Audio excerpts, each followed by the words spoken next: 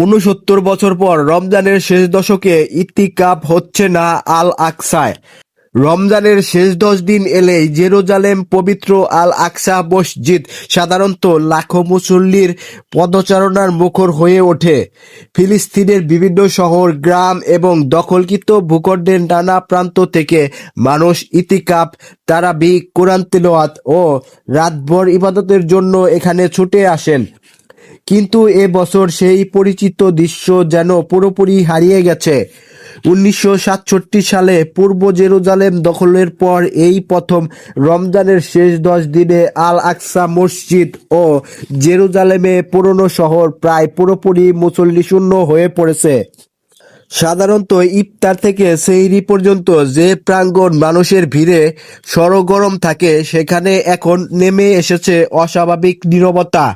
মসজিদের করিডোরগুলোতে নেই কোনো ইবাদতকারীর আনাগোনা, নেই কোরআন তিলাওয়াতের ধ্বনি কিংবা হকারদের হাঁক ডাক। আঞ্চলিক উত্তেজনা এবং যুদ্ধ পরিস্থিতিকে অজুহাত হিসেবে দেখিয়ে ইসরায়েলি কর্তৃপক্ষ আল আকসা মসজিদে প্রবেশ প্রায় সম্পূর্ণভাবে বন্ধ করে দিয়েছে। ফলে বহু দশকের ইতিহাসে প্রথমবারের মতো রমজানের শেষ দশকে মসজিদটি প্রায় ফাঁকা হয়ে আছে। বিগত ৪৬ বছর ধরে আল আকসায় ইমামতি করা এক প্রবীণ ইমাম নাম প্রকাশ না করার শর্তে বলেন, আজ আল আকসা ভীষণ একা।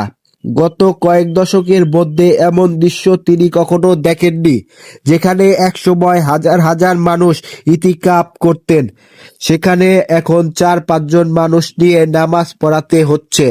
তিনি জানান, মসজিদের ভেতরের স্পিকারের আজান ও নামাজ অনুষ্ঠিত হলেও বাইরে মানুষ অনেক সময় তা শুনতেই পান না। ফলে অনেকেই বুঝতেই পারেন না যে ভিতরে নামাজ হচ্ছে। এই ইমাম আরও বলেন, কখনো কখনো তাকে নিজের বাসার পাশে ছোট্ট একটি মসজিদে গিয়ে নামাজ পড়াতে হয়।